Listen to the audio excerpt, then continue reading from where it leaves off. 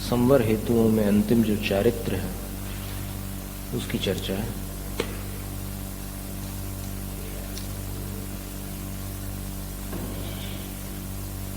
सूत्र 18 अध्याय 9 सामायिक छेदोपस्थापना परिहार विशुद्धि सूक्ष्म सांप्राय यथा ख्यातमिति चारित्रम।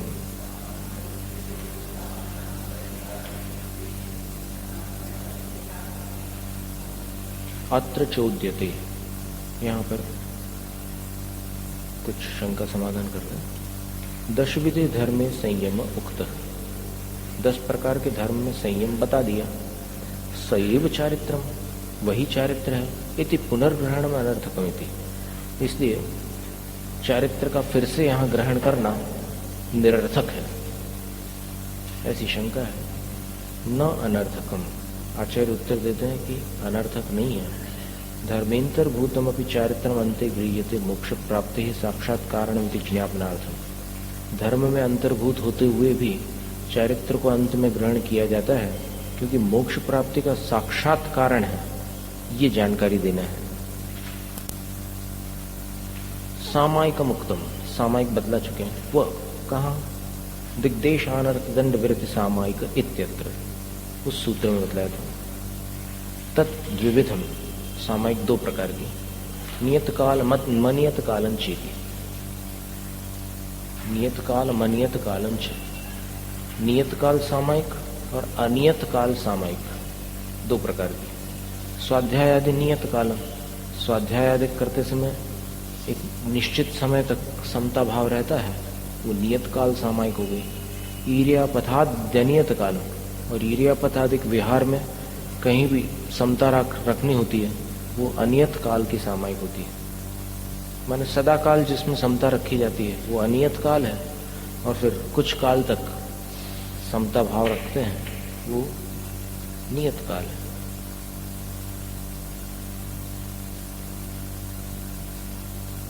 लेकिन सामायिक जिस प्रकार श्रावक, प्रतिमाधारी श्रावक करता है, चारों दिशाओं की दिग्वंदना करके अथवा कृतिकर्म करके, 2 बार बैठकर नमस्कार करना, 12 बार आवर्त करना और 4 बार प्रणाम करना, बीच में कायोत्सर्ग करना, ये सारी विधि के साथ जो श्रावक सामायिक करता है, उस विधि का उल्लेख साधु के आचरण प्ररूपक किसी ग्रंथ में उपलब्ध नहीं है। आचार सार में भी नहीं मिला, मूलाचार में भी नहीं मिला, और भी साधु संबंधी जितने ग्रंथ हैं उनमें कहीं ऐसा विधान नहीं मिलता कि साधु को इस समय पर इस प्रकार बैठ के या खड़े होकर सामायिक करना चाहिए। त्रिकाल नियम का उल्लेख मिलता है। पार्श्वनाथ भगवान के चरित्र में उत्तर पुराण में होता है कि अरविंद नाम के जो मुनिराज थे, वो शिखर जी की यात्रा के लिए जा रहे थे, तो वन में जब उनका दोपहर का काल हो गया तो उस काल का साधु उल्लंघन नहीं करते, इसलिए वो ध्यान में बैठ गए। लेकिन ध्यान में बैठना अलग बात है, और सामायिक जैसे गृहस्थ करते हैं प्रतिमाधारी 3 बार, वैसा साधु के लिए कहीं भी ऐसा आगम में स्पष्ट विधान नहीं।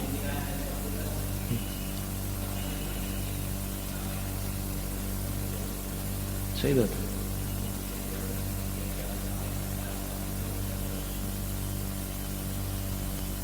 इसमें तो लिखा ना, ईर्यापथ आदि अनियत कालम, चलते फिरते हर समय समता रखते हैं, वही उनका अनियत काल सामायिक चारित्र है। और स्वाध्याय आदि नियत काल, स्वाध्याय आदि में बैठ गए, ध्यान में बैठ गए, तो फिर वो उतने काल की सामायिक हो गई।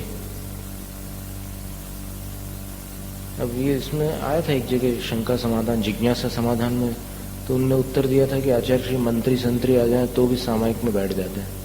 ये तो उसका उत्तर नहीं था।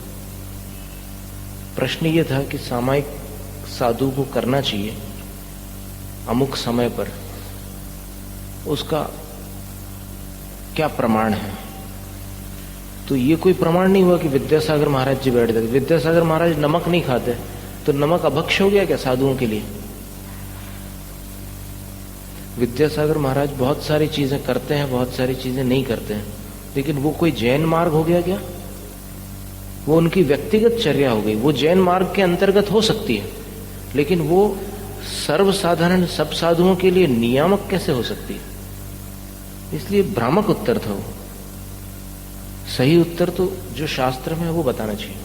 मूलाचार में ये भी बताया कि हाथ में ऐसे पिच्छी लेकर के सामायिक कर सकते हैं। फिर पिच्छी लेकर कैसे सामायिक करोगे?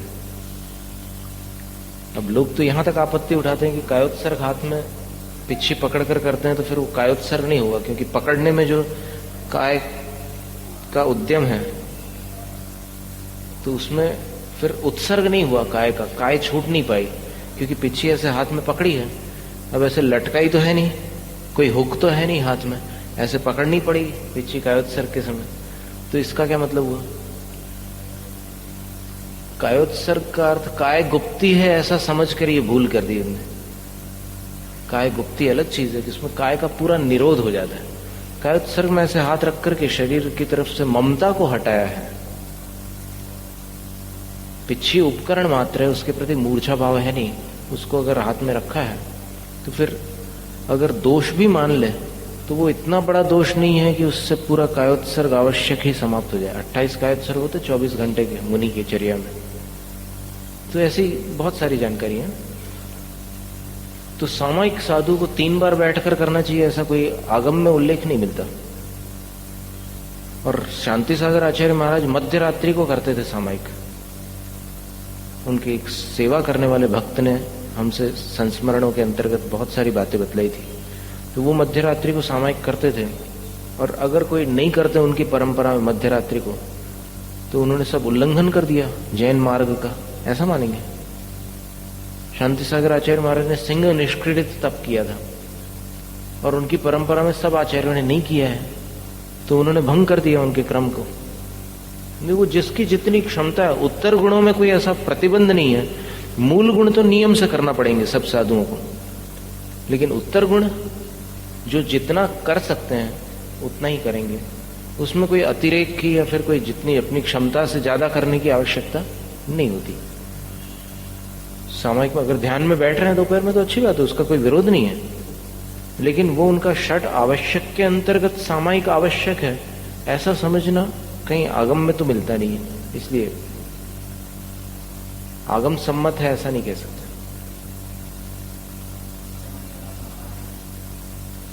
समता समारे का अर्थ क्या है? समता ही धारण करते हैं हमेशा। उसमें ये थोड़ी लिखा है कि सुबह दोपहर शाम समता धारण करते हैं साधु। और शिक्षा व्रत का क्या अर्थ होता है? अब इससे आप कल्पना करो। सामायिक शिक्षा व्रत का मतलब कि साधु जो 24 घंटे समता रखते हैं, उसका श्रावक 3 बार तो कम से कम अभ्यास कर ले। शिक्षा व्रत का अर्थ क्या हुआ? 3 बार तो अभ्यास कर ले, शिक्षा ले ले। अगर श्रावक जैसी मुनि करने लग जाए चर्या, तो फिर उसको शिक्षा व्रत में कैसे रख सकते थे सामायिक को? तो ऐसी बात है। वैसे शिक्षा व्रत में 2 बार सामायिक होती है, और सामायिक प्रतिमा में 3 बार होती है। और आचार्य शांति सागर महाराज 4 बार करते थे। नहीं अच्छा है, लेकिन उसको मतलब इधर से मतलब कानूनन बनाना गलत है। हाँ। और प्रायश्चित धरा दिया उसको जबरदस्त कि तुमने आज सामायिक नहीं किया, 4 उपवास करना बोले। कहां से 4 उपवास करना?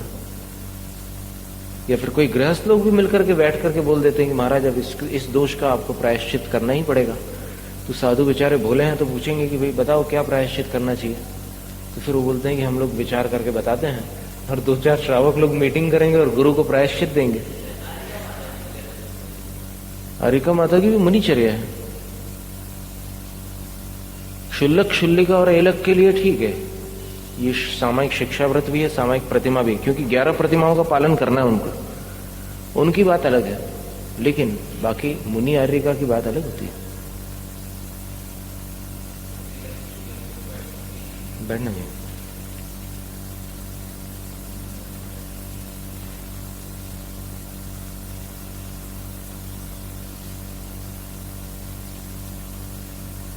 इतरत्र पुनः समय न कृतन दोषाय तद गुणाय कृतम। पुरुषार्थ सिद्धिउपाय में बताया कि सामायिक अगर 3 बार से ज्यादा कर ले या 2 बार से अधिक कर ले, तो उसमें कोई दोष नहीं लगने वाला। तद गुणाय कृतम, उससे गुण को ही लाभ होगा। तो क्या कहा यहां पर, सामायिक चारित्र में स्वाध्याय आदि नियत कालम, ईर्यापथ आदि अनियत कालम। स्वाध्याय आदि में समता रखी है तो नियत काल की सामायिक होगी, क्योंकि स्वाध्याय 24 घंटे हो नहीं सकता। और फिर ईर्यापथ आदि चलते फिरते समय, उठते बैठते समय, भोजन आदि के समय, हर समय समता रख रहे हैं, तो वो उनकी अनियत काल सामायिक है। प्रमादकृत अनर्थ प्रबंध विलोपे, प्रमादकृत अनर्थ प्रबंध विलोपे सम्यक प्रतिक्रिया छेदोपस्थापन। प्रमाद द्वारा किए गए अनर्थ प्रबंध का विलोप करने का जहां प्रकरण आता है, वहां पर जो सम्यक प्रतिक्रिया होती है, प्रमाद के कारण कोई दोष लगा है तो उसका नाश करने के लिए जो प्रायश्चित आदि किया जाता है, वो छेदोपस्थापना, विकल्प निवृत्तिर्वा, अथवा विकल्पों से निवृत्त हो जाना, उसको भी छेदोपस्थापना माना गया है। परिहरणम परिहारः, परिहरण का अर्थ परिहार है, परिहार यानी त्याग। प्राणी वधात निवृत्ति, प्राणी हिंसा से निवृत्ति होना, ये परिहार है। तेन विशिष्टा शुद्धिर, उस अहिंसा के कारण जो विशिष्ट शुद्धि उपलब्ध होती है, यस्मिन्, जिस चारित्र में, तत्परिहार विशुद्धि चारित्रम, उस चारित्र का नाम है परिहार विशुद्धि चारित्र। अति सूक्ष्म कषायत्वात् सूक्ष्म सांप्राय चारित्रम, जिस गुणस्थान में अत्यंत सूक्ष्म कषाय है, तो उस अति सूक्ष्म कषाय के कारण जो चारित्र होता है उसको सूक्ष्म सांप्राय चारित्रम, सूक्ष्म सांप्राय चारित्र कहते हैं। कषाय चारित्र नहीं है, कषाय सूक्ष्म है, इसलिए जो चारित्र है वो सूक्ष्म सांप्राय चारित्र है। मोहनीयस्य निरवशेषस्य उपशमात् क्षयाच्च, मोहनीय कर्म का संपूर्ण उपशम अथवा संपूर्ण क्षय होने के कारण आत्मस्वभावावस्थापेक्षा लक्षणम, आत्मस्वभाव में अवस्थित होने की अपेक्षा है लक्षण जिसमें, अथाख्यात चारित्रम, वही आख्यात माने जिनेन्द्र भगवान द्वारा कहा हुआ चारित्र, मतलब अपने रूप में, अपने स्वरूप में रमण करना, यथाख्यात चारित्र है। पूर्व चारित्रानुष्ठाई भी, पूर्व काल में जो चारित्र का अनुष्ठान करने वाले मुनिराज हुए हैं, उनके द्वारा आख्यातम, जो प्रतिपादित हुआ है, न तत्प्राप्तम, लेकिन अभी तक जो प्राप्त नहीं हुआ, प्रांग मोह क्षयोपशमात्, प्रांग मोह क्षयोपशमाभ्याम, मोह के क्षय अथवा उपशम से पूर्व जो अभी तक प्राप्त नहीं हो सका, इति, इसलिए उसको अथाख्यातम, अथाख्यात कहते हैं। अथ आख्यात, अब तक जो कहा था, सुना था, लेकिन प्राप्त नहीं किया था, उसको अब प्राप्त कर लिया, तो वो अथाख्यात चारित्र कहलाता है। मोहनी कर्म का पूर्ण उपशम अथवा क्षय होने पर, यानी मोहनी कर्म की एक भी प्रकृति आत्मा में उदय को प्राप्त न हो, उस समय जो चारित्र होता है उसका नाम अथाख्यात चारित्र है। अभी आगे देखते हैं। अथ शब्दस्य अंतर्यार्थ, अनंतर्यार्थ वृत्तित्वात्, अथ शब्द का अनंतर्यार्थ वृत्तित्वात् निरवशेष मोह क्षयोपशमानंतरम आविर्भवति इत्यर्थ। अथवा अथ शब्द का ऐसा भी अर्थ लेते हैं, अनंतर के अर्थ में उसका प्रयोग होता है। अथ माने अथानंतर, इसके बाद। तो मोहनी कर्म के क्षय अथवा उपशम के बाद जो चारित्र होता है उसका नाम अथाख्यात है। यथाख्यातम इति वा, आचार्य महाराज सब समाधान स्वयं करते हैं, अथवा इसको यथाख्यात भी कहते हैं। यथा, जैसा, आत्मस्वभाव, आत्मस्वभाव है, अवस्थित है, अपने में अवस्थित है, तथैव आख्यातत्वात्, वैसा ही उस चारित्र को कहा होने के कारण, माने उस चारित्र का जो कथन है, जैसा आत्मा का स्वभाव है वैसा ही उस चारित्र में प्रकट होता है, इसलिए उसका नाम यथाख्यात हो गया। इति शब्द परिसमाप्तो द्रष्टव्य। ये जो सूत्र में इति शब्द है ना आखिरी में, यथाख्यात मिति, वो इति शब्द जो है परिसमाप्ति में देखा जाता है। ततो उससे यथाख्यात चारित्रात् सकल कर्म क्षय परिसमाप्तिर भवति इति ज्ञायते। तो यथाख्यात चारित्र से इति माने वहां समाप्त हो जाता है। माने इतने इतने चारित्र का पालन करने के बाद अब यथाख्यात चारित्र में सब समाप्ति है, कर्मों की निष्ठापन हो गया।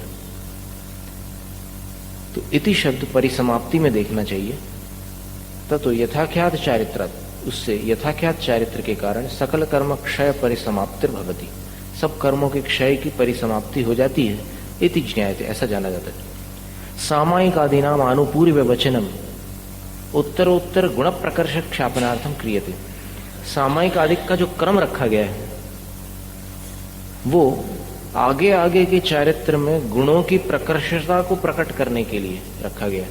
माने सामायिक से अधिक गुण छेदोपस्थापना में, छेदोपस्थापना से अधिक गुण परिहार विशुद्धि में, परिहार विशुद्धि से अधिक गुण सूक्ष्म सांप्राय में है, और सूक्ष्म सांप्राय से अधिक गुण यथाख्यात में है।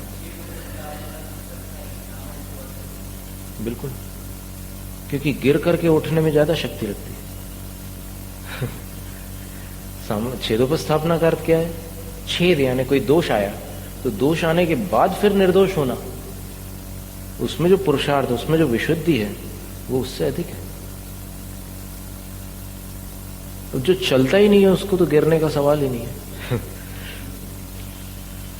साइकिल सीखोगे तो घुटने फूटेंगे। आहा, अब कोई कहता है उत्तम चारित्र, चारित्र बता दिया। तदनंतर मुद्दिष्टम यत् तपसा निर्जरा च इति तस्य इदानीं तपसो विधानम कर्तव्यमिति अत्र उच्यते। तो चारित्र के पश्चात कहा गया जो तपसा निर्जरा च, एक सूत्र आया था। क्या दूसरे सूत्र में क्या कहा था? पहला सूत्र था आश्रम निरोध संवर, दूसरा था सगुप्ति समिति धर्मानुप्रेक्षा परिचय जय चारित्रैहि, फिर तीसरा था सब तपसा निर्जरा च। तो तस्य, उसका इस समय उस तप का विधानम कर्तव्यम, विधान करना चाहिए। इति इसलिए अत्र यहां पर कहा जाता उच्यते। तद विविधम, तप दो प्रकार का है। बाह्यम आभ्यंतरंच, बाह्य तप और आभ्यंतर तप, ये शब्द दोनों बनते हैं, आभ्यंतर और अभ्यंतर। व्याकरण से दोनों प्रकार के रूप बन जाते हैं। बाह्य, बहिरंग, बहिर, ऐसे तीनों शब्द हो सकते हैं। आभ्यंतर, अभ्यंतर, अंतरंग और अंतर, ऐसे शब्द बनते हैं। तत्प्रत्येकम षड्विधम, बाह्य भी 6 प्रकार का, अंतरंग भी 6 प्रकार का। तत्र बाह्य भेद प्रतिपत्त्यर्थमाह, अब उसमें बाह्य तप के भेदों के जानकारी के लिए आह सूत्र कहते हैं। अनशनाव मौदर्य, वृत्ति परिसंख्यान, रस परित्याग, विविक्त शय्यासन, काय क्लेशा बाह्यन तपः।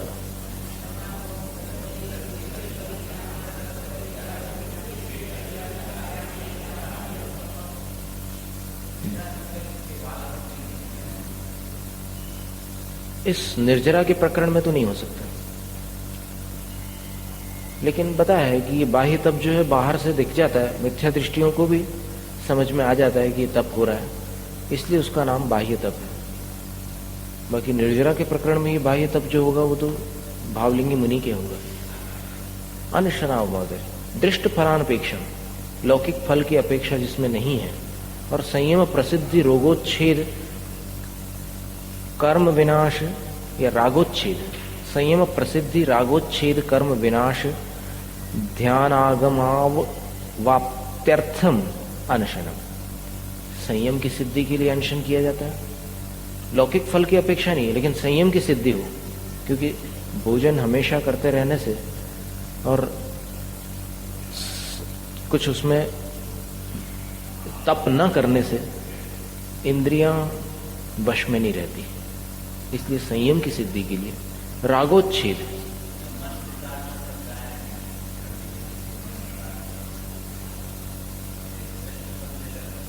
लग जाएगा। और उसमें आया भी था कार्तिकेय अनुपेक्षा में, तो था खुलासा कि मंत्र सिद्धि के लिए अगर आपने आहार नहीं लिया किसी दिन, तो उसको अनशन तप में नहीं लिया जाएगा, वो मंत्र की विधि में आएगा। उसको तंत्र कहते हैं, मंत्र की आराधना विधि को तंत्र कहते हैं। अथवा किसी भी विधि को तंत्र कहते हैं। तंत्र तन से संबंधित होता है, यंत्र वचनात्मक होता है, वो कोई भी अक्षर हो सकता है या अंक हो सकता है यंत्र में, अथवा आकृति हो सकती है। और मंत्र जो होता है वो मन से, एकाग्रता से किया जाने।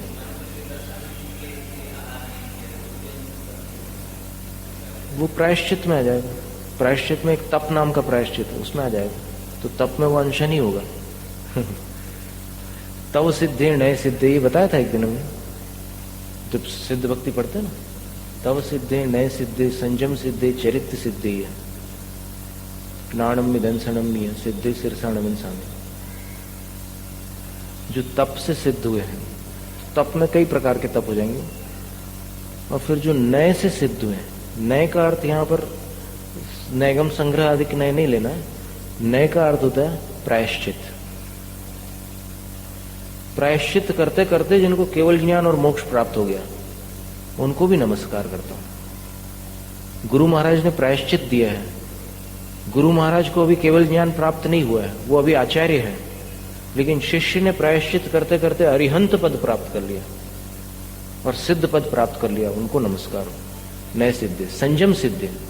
फिर ये जो संयम है, पिछले जो चारित्र बतलाए हैं, उनमें से परिहार विशुद्धि से कोई मुनि आगे चले जाते हैं, कोई सामायिक से, कोई छेदोपस्थापना से, तो वो जो भी विवक्षा होगी। संयम सिद्धि, चरित्र सिद्धि। अच्छा, संयम में फिर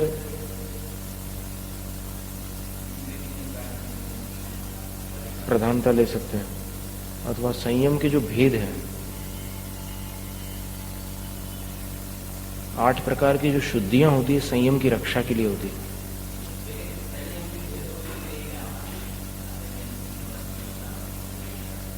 हाँ, वो तो है।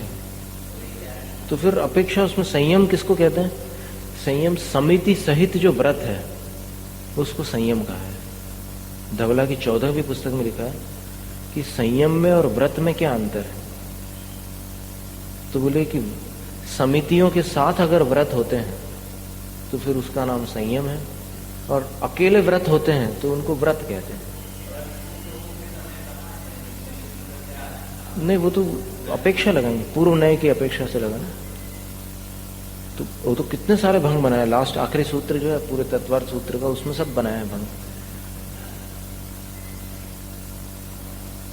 तो संयम की सिद्धि के लिए, राग का उच्छेद करने के लिए, माने राग को तोड़ने के लिए, और कर्मों का विनाश करने के लिए, ध्यान के लिए, और आगम की प्राप्ति के लिए, स्वाध्याय के लिए अनशन किया जाता है। फिर संयम प्रजागर दोष प्रशम संतोष स्वाध्याय आदि सुख सिद्ध्यर्थम अवमौदर्यम। संयम का प्रजागर, प्रजागर का अर्थ क्या है? जागृत होना चाहिए। संयम को प्रजागर करने के लिए, उजागर करने के लिए, जागृत रखने के लिए, और दोषों का प्रशम करने के लिए। कुछ दोष आ जाते हैं ना, वात पित्त कफ संबंधी, तो अगर भोजन कम लो तो फिर वो दोष शांत हो जाते हैं। उनोदर। फिर संतोष, अथवा उनोदर करने से क्या होता है कि अब जैसे भरपेट भोजन लेंगे तो फिर कभी कभी असंतोष भी होता है, लेते जाओ लेते जाओ। फिर उनोदर से क्या होगा कि जितना ले रहे हैं बस उतने में संतोष रखो। और स्वाध्याय आदि कि सुख सिद्धि के लिए, सुख सिद्धि का मतलब कठिनाई ना हो। अब अनशन करोगे तो फिर बिल्कुल भूखा रहने के कारण कुछ कठिनाई हो सकती है, लेकिन थोड़ा भोजन ले लेने से कठिनाई नहीं होती, इसलिए उनोदर करते हैं। भिक्षार्थिनो मुनेर एकागार आदि विषय है संकल्प। भिक्षा के इच्छुक जो साधु हैं उनका एकागार आदि विषय है, 1 घर 2 घर 3 घर। किनके? हाँ वही तो, हाँ वही लगाया। नहीं, अनशन में क्या होता है कि सुख सिद्धि नहीं होती, अनशन में कठिनाई होती है, लेकिन उनोदर में सुख सिद्धि होती है, ये बताया। तो भिक्षा के इच्छुक जो साधु है उनका एकागार आदि विषय है।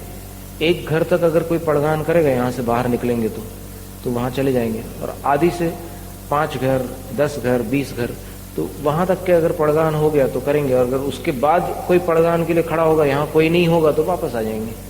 ऐसे कोई भी संकल्प ले लेते हैं। आदि शब्द से फिर संकल्प के इतने भेद हैं कि उसमें मिट्टी तक के बर्तन लेकर पड़गान करने वाले से आहार लेंगे, ऐसा करके संकल्प दिया हुआ था उसमें। भेदों में कई भेद प्रभेद होते हैं। नहीं, ऐसा कठिन नहीं लिए थे कभी। जैसे उदाहरण हमने 2 कलश लिए तो वो नहीं मिली, तो अब उसको कठिन कहें या सरल कहें? वो तो क्या होता है कि साता का उदय होता है तो फिर कोई चीज सुखपूर्वक उपलब्ध हो जाती है, अंतराय का क्षयोक्षम। और अगर न हो तो फिर सरल चीज भी मिलना मुश्किल हो जाता। अब 2 कलश नहीं मिले हमें मान लो, तो फिर उसको कठिन कैसे कहें? 2 कलश कोई कठिन चीज है? हाँ, ललितपुर में एक बार बहुत कठिन नियम हो गया था। वैसे हमें उस समय इतना आभास नहीं था कि ये नियम इतना कठिन होगा, लेकिन जब 150 चौकों में नहीं मिला तब लगा कि ये नियम कठिन ही होगा। तो उस दिन आहार नहीं हो पाए थे। ये तो हमें मालूम था कि अभी नेक्स्ट यही प्रश्न आने वाला। नियम यही था कि सिर्फ भाई भाई लोग पड़गान करेंगे तो वहां जाएंगे। तो वो 150 चौकों में कहीं भी ऐसा स्थान नहीं था जहां सिर्फ भाई भाई लोग पड़गान करने वाले, कोई बहन या माता रहती थी कहीं ना कहीं।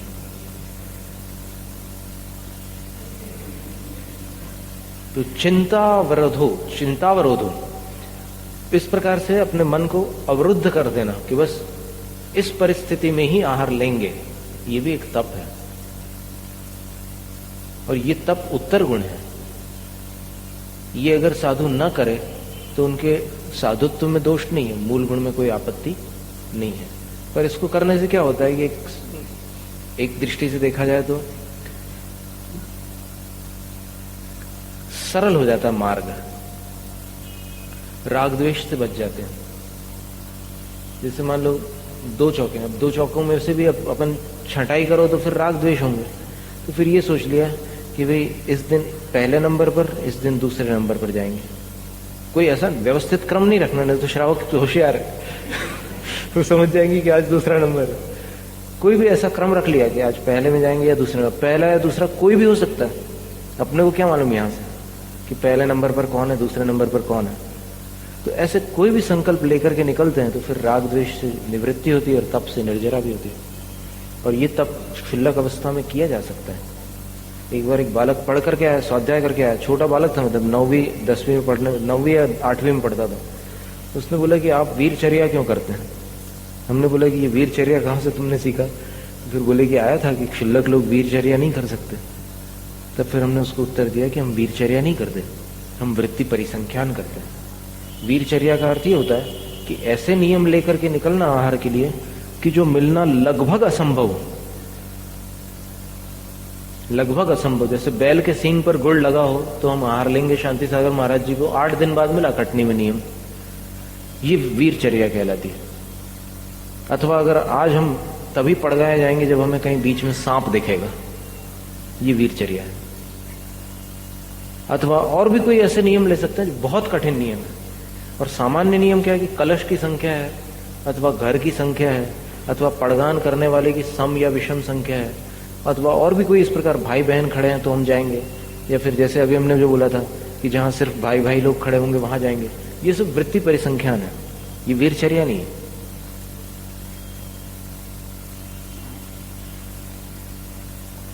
तो वृत्ति परिसंख्यान माशा निवृत्त्यर्थम अवगंतव्यम, इससे आशा की निवृत्ति हो जाती है। आशा यानी किसी दातार संबंधी कोई आशा फिर मन में नहीं रह जाती, दातार संबंधी या फिर किसी के भी बारे में।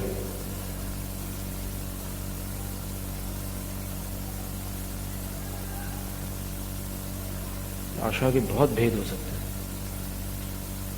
अगर हमारे घर आहार हो गया तो हम आपको शिखर जी की वंदना कराएंगे। यद्यपि है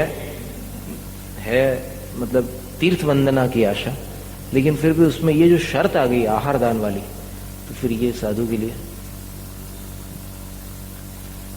इंद्रिय दर्प निग्रह, निद्रा विजय, स्वाध्याय, सुख सिद्ध्याद्यर्थो घृतादि वृष्य रस परित्यागश चतुर्थन तपः। चौथा तप जो है, घी आदि जो वृष्य रस है, इंद्रियों के मद को बढ़ाने वाले रस हैं, उनका परित्याग करना, रस परित्याग तप है। इससे क्या होता है? इंद्रियों के दर्प का निग्रह होता है। इंद्रियों का दर्प यानी इंद्रियों जो भड़कती हैं वो शांत रहती, वश में रहती है, निद्रा पर विजय प्राप्त होती है। दर्प यानी अभिमान, मद है। फिर निद्रा पर विजय प्राप्त होती है, क्योंकि सभी रस खाने से बहुत नींद गहरी आती है और ज्यादा देर तक के आती है। आंख खुलने के बाद भी लगता है कि और सो लो थोड़ा 10-15 मिनट। तो इसलिए रस छोड़ने से निद्रा पर विजय प्राप्त होती है। स्वाध्याय की सुख सिद्धि होती है, यानी स्वाध्याय सुखपूर्वक सिद्ध होता है। सब कुछ खा करके बैठेंगे तो स्वाध्याय के बीच में भी प्रमाद आने लग जाता है कि चलो अब बंद करो, बाद में पढ़ लेंगे, ऐसा होता है। फिर शून्यागार आदिषु विविक्तेषु जंतु पीड़ा विरहितेषु संयतस्य शय्यासन मां बाधात्य ब्रह्मचर्य स्वाध्याय ध्यानादिक प्रसिद्ध्यर्थम कर्तव्यमिति पंचमन तपः। शून्य अगार आदि में जो कि विविक्त है, विविक्त यानी पवित्र है। विविक्त के दो अर्थ होते हैं, पवित्र और विविक्त का अर्थ एकांत निर्जन भी होता है। तो निर्जन भी ले लो, जहां पर कोई जीव जंतु नहीं है, और जंतु पीड़ा विरहितेषु, जहां जीवों को पीड़ा भी नहीं होती, उन स्थानों पर संयत, जो शैया और आसन मानते हैं, शयन करते हैं अथवा आसन लगाकर तप करते हैं, तो उससे क्या होता है? आबाधात्य, आबाधाओं का अत्यय होता है। माने ध्यान और स्वाध्याय में मन बिना किसी रोक टोक के, बिना किसी अड़चन के तल्लीन हो जाता है। क्योंकि एकांत स्थानों पर चले जाएंगे तो वहां पर जो ध्यान लगेगा वो शहरों में और भीड़ भाड़ में संभव नहीं है। और ब्रह्मचर्य, ब्रह्मचर्य की भी परीक्षा होती। वास्तव में शील की निर्मलता एकांत में परखी जाती है। भीड़ भाड़ में तो सभी लोग अपने मर्यादा में रहते हैं। किसी ने एक बहुत सुंदर वाक्य कहा है ब्रह्मचर्य के बारे में, अवसर के अभाव की सुविधा में पलने वाला संयम ब्रह्मचर्य नहीं है। ब्रह्मचर्य तो अपनी मानसिक लालसा पर विजय प्राप्त करने का नाम है। कल हमने जो बात कही थी ब्रह्मचर्य के बारे में, यदि आपकी स्मृति में हो, क्या अद्भुत बात है कि उस बगीचे के दरवाजे पर उस व्रती ने जीवन भर के लिए ताला लगा दिया कि न वहां के फूलों की तरफ हमें दृष्टि डालनी है, न उसकी आकांक्षा करनी है। वो हमारा विषय ही नहीं है। इसका नाम ब्रह्मचर्य है। कोई सामने आ जाए और आप संघर्ष कर रहे हो, मन को रोकने की कोशिश कर रहे हो, मतलब आप इच्छाओं से लड़ रहे हो, नहीं, इच्छाओं को छोड़ने का नाम है ब्रह्मचर्य। वो है ही नहीं मेरा विषय। सब जिसकी नजरों में नारी नारी है वो काहे का ब्रह्मचारी है। वो तो सारा संसार बस माता, पुत्री और बहन का एक स्वरूप बन गया है। इसका नाम ब्रह्मचर्य है। और इसकी विशुद्धि की भी कल चर्चा की थी हमने कि जो इतने निर्मल ब्रह्मचर्य के धारी होते हैं, देवता उसके अनुचर बन जाते हैं, उसके सेवक हो जाते हैं। स्मरण मात्र से देखो, अभी आज दोपहर की जो कथा है उसमें देखिएगा, शील की जो कथा है, सती रैण मंजूषा के ऊपर जो उपसर्ग आता है धवल सेठ का, उसमें किस प्रकार से क्या होता है, अभी तो सस्पेंस खत्म नहीं करना जो पहली बार सुन रहे होंगे उनको एक अलग आनंद आएगा। स्वाध्याय और ध्यान आदि की सिद्धि के लिए कर्तव्य करना चाहिए विविक्त शय्यासन। ये पंचमन तप है, 5वां तप है। अद्भुत है ये तप। इसमें भय पर भी विजय प्राप्त हो जाती है। एकांत स्थानों पर रहने से भय पर भी विजय प्राप्त हो जाती है। मुक्तागिरी में जाकर बैठ गए, कहीं कुंडलपुर में जाकर के बैठ गए किसी एक स्थान पर, कई बार सर्प आ जाता है। अब किसी को क्या पता, कैमरा वाले तो जब भीड़ भाड़ रहती है, फिर जब उनको कुछ काम रहता है तब निकलते हैं, और जब सांप आकर के चले जाते हैं तब वो कैमरा वाले पहुंचते हैं। कई बार ऐसा होता है। क्या अब उसकी चर्चा हम यहां नहीं करना चाहते हमारी व्यक्तिगत चर्चा यहां नहीं है। आतप स्थानम वृक्ष मूल निवासो निरावरण शयनम बहुविध प्रतिमा स्थानम इत्येवमादि कायक क्लेश तत्षष्टम तप। ये छठा तप है, कायक क्लेश, आतप स्थान, धूप में खड़े रहना, वृक्ष मूल निवास, वृक्ष के मूल में बरसात के समय निवास करना, निरावरण शयन, बिना किसी आवरण के शयन करना ठंड के समय, बहुविध प्रतिमा स्थानम, और अनेक प्रकार का जो प्रतिमा स्थान है, प्रतिमा स्थान यानी प्रतिमा योग धारण करना, एक पैर से खड़े हो गए, अथवा और भी अनेक प्रकार की मुद्राएं, वीरासन है, उत्कुटिकासन है, कई प्रकार के आसनों में विराजमान हो गए। ये सब कायक क्लेश नाम का छठा तप है। तत्किमर्थम, कायक क्लेश क्यों करते हो? तो बोले देह दुख तितिक्षा सुखा नभिष्वंग प्रवचन प्रभावनाद्यर्थम। कायक क्लेश का उद्देश्य क्या है? देह दुख तितिक्षा, शरीर के कष्ट को सहन करने की क्षमता आती है। कायक क्लेश करने से शारीरिक कष्ट को सहने की क्षमता जागृत होती है। और सुखा नभिष्वंग, सुख के प्रति आसक्ति टूट जाती है। कायक क्लेश करने से सुख की जो आसक्ति है वो टूट जाती है। और प्रवचन प्रभावनाद्यर्थम, जैन धर्म की प्रभावना आदि भी होती है कायक क्लेश से। परिशह स्यास्य को विशेष, तप में और परिशह में क्या अंतर है? तो आचार्य कहते हैं यदृच्छेयोपनिपतितः परिशह, जो अपने आप आया हुआ है वो परिशह है, और स्वयं कृत कायक क्लेश है। कायक क्लेश जो है स्वयं किया है वो कायक क्लेश है। बाह्यत्वमस्य कुतः, इन 6 तपों को बाह्य क्यों कह दिया? इसमें बाह्यपना कहां से आया? तो बोले बाह्य द्रव्यापेक्षत्वात् पर प्रत्यक्षत्वात् च बाह्यत्वम, ये बाह्य पदार्थों की अपेक्षा रखता है और पर प्रत्यक्ष होता है, यानी दूसरे लोग देख सकते हैं, इसको जान सकते हैं कि ये तप चालू है इनका, इसलिए बाह्यपना है। अभ्यंतर तपोभेद प्रदर्शनार्थम आह। अब देखिए यहां पर अभ्यंतर शब्द लिया ना, पहले आभ्यंतर शब्द था। अभ्यंतर तपश्चरण के भेद को प्रदर्शित करने के लिए कहते हैं प्रायश्चित्त विनय वैयावृत्य स्वाध्याय व्युत्सर्ग ध्यानान्युत्तरम।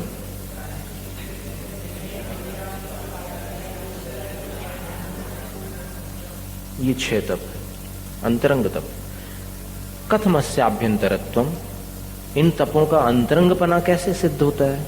तो बोले मनो नियमनार्थत्वात्, मन का नियमन होने के कारण, या मन का नियमन करने के लिए होने से, यानी मन इनसे वश में होता है, मन शांत होता है, इसलिए। प्रमाद दोष परिहार प्रायश्चित्तम, प्रमाद जनित दोषों का परिहार यानी त्याग प्रायश्चित्त है। पूज्येष्वनादरो, पूज्येष्वादरो विनय है, पूज्य जनों के प्रति आदर भाव विनय है। काय चेष्टया द्रव्यांतरेण चोपासनम वैयावृत्यम, अपने शरीर की चेष्टा द्वारा और अन्य पदार्थों के माध्यम से, अन्य द्रव्य माने तेल है अथवा कोई लेप है अथवा और कोई साधन, एक्यूप्रेशर के कुछ साधन हो सकते हैं, इनके माध्यम से चोपासनम, दूसरे साधुओं की सेवा करना, उपासना करना, वैयावृत्यम, वैयावृत्त तप है। द्रव्यांतरेण, कोई अन्य द्रव्य द्वारा, तेल आदि हो जाएंगे उसमें, बिल्कुल मिट्टी है, पानी है, तेल है, कोई भी चीज जिससे साधु की वेदना दूर हो सकती हो, उसके माध्यम से। लेकिन वो अगर साधु करेंगे तो साधु के योग्य करेंगे, और गृहस्थ करेंगे तो गृहस्थ के योग्य करेंगे। जैसे मान लो कान में गर्म करके तेल डालना है, तो गर्म करने का कार्य साधु नहीं कर सकते, तेल डालने का कार्य साधु कर सकते हैं। तो गर्म गृहस्थ करेगा और डालने के लिए साधु डाल सकता है, अथवा गृहस्थ भी डाल सकता है। ज्ञान भावना लस्य त्याग स्वाध्याय, ज्ञान की भावना के साथ साथ आलस्य का त्याग रखना, मतलब ज्ञान की भावना अंदर होना चाहिए और साथ में आलस्य का त्याग कर देना, इसका नाम स्वाध्याय है। बिल्कुल सही बात है, आलस्य में स्वाध्याय हो ही नहीं सकता। सिर्फ सुनना मात्र स्वाध्याय थोड़ी है, अटेंटिव होकर के सुनने का नाम स्वाध्याय है। सावधानी पूर्वक उसको ग्रहण करना है, समझना है। आत्मात्मीय संकल्प त्यागो वित्सर्ग, मैं और मेरा, इस प्रकार का जो संकल्प है उसको छोड़ देना वित्सर्ग है। फिर चित्त विक्षेप त्यागो ध्यान, मन के राग द्वेष को छोड़ देना या मन की चंचलता को छोड़ देना ध्यान है। तद भेद प्रतिपादनार्थमाह, अंतरंग तप के भेदों का प्रतिपादन करने के लिए कहते हैं नव चतुर्दश पंच द्विभेदा यथाक्रमम प्राग ध्यानात्। ध्यान से पहले जो तप है ना 5, ये तप जो है मोक्ष विनय के अंतर्गत है। इसमें यहां मोक्ष विनय को लेना है क्योंकि विनय के 5 भेद हैं, लोकानुवृत्ति विनय, अर्थ विनय, काम विनय, भय विनय और मोक्ष विनय। तो यहां पर विनय जो है वो अर्थ विनय, काम विनय और भय विनय तो सवाल ही नहीं। बाकी जिनेंद्र भगवान की पूजा अर्चना को लोकानुवृत्ति विनय कहा गया है।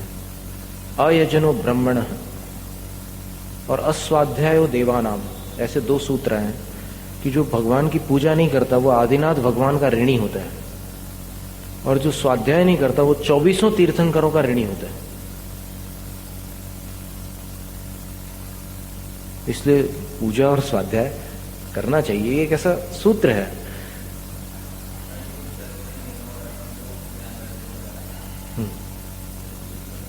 तो वो तो बताया है इसमें कि साधु सबके लिए विनयपूर्ण व्यवहार करते हैं। अभी तो बहुत विस्तार से उसका आया था, विनय तप का वर्णन था, तो उसमें बतलाया था कि असंयमी के भी विनय करते हैं साधु। कैसी विनय करते हैं? तो विनय का मतलब मोक्ष विनय नहीं करेंगे, वो उसका अनादर न करना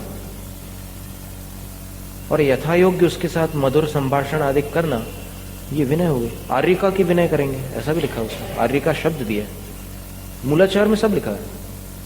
असंयमी की विनय, आर्यिका की विनय, शिष्य की विनय, साधु की विनय, उपाध्याय की विनय, आचार्य की विनय, अरहंत सिद्ध की विनय, सबकी विनय होती है। विनय का अर्थ क्या होता है? यहां तो पूज्यों में आदर भाव रखना विनय है, ये विनय तप है। फिर सामान्य विनय के अंतर्गत उनका व्यवहार है वो। तो 9 भेद प्रायश्चित्त के हैं, 4 भेद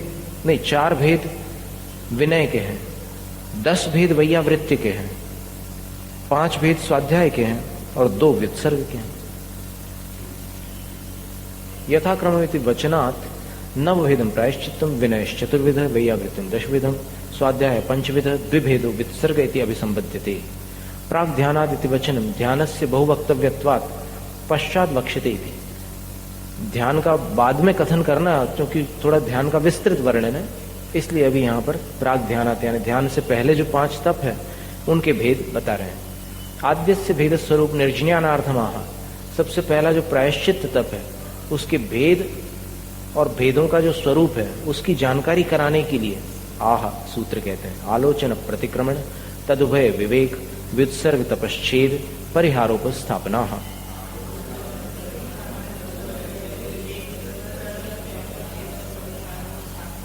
आलोचन शब्द है, आलोचना हिंदी में है, आलोचन संस्कृत में है।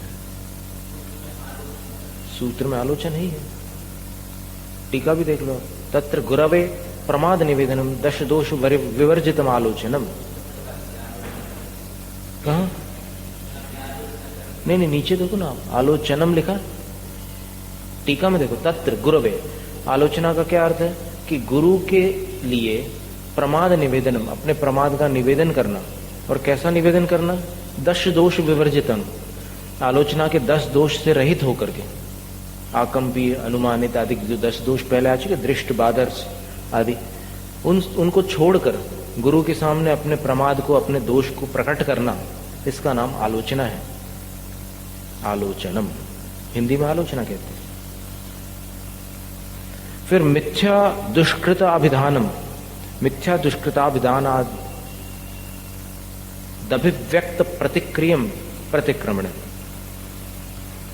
मिथ्या और दुष्कृत, इन 2 शब्दों के कारण अभिव्यक्त की गई है प्रतिक्रिया, जिसमें